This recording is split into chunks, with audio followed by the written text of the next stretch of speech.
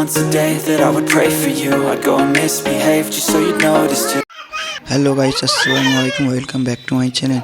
আজকে যে মেলাতে যে সব চটপটি বিজ্ঞান ওই চটপটি বানানো আপনাদের দেখাবো কীভাবে তৈরি করা হয়। প্রথমে আলুটাকে সিদ্ধ করে নিতে হবে, ঠিক আছে।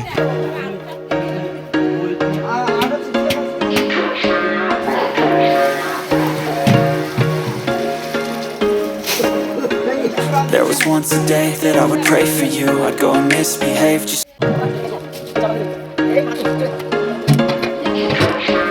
এরপরে এতে নুন দিয়ে দিলাম, তারপরে হালকা করে জাবুন দিয়ে দিতে হবে যাতে জিনিসটা কালার হয়ে যায়, ঠিক আছে। কোনো ফুড কালার ইউজ করার দরকার নেই, জাবুন হালকা করে দিয়ে দিলাম।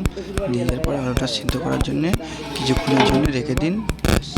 তারপর তেল ঢেলে দিলাম, তেল ঢালার পরে এবার পেঁয়াজ দিয়ে বেস্তা করা হবে, তারপরে মটরের সাথে জিনিসটা মাখানো হবে, ঠিক আছে। ভিডিওর মধ্যে সবই করা আছে, যেরকমভাবে করবে ওইভাবেই হবে, ঠিক আছে।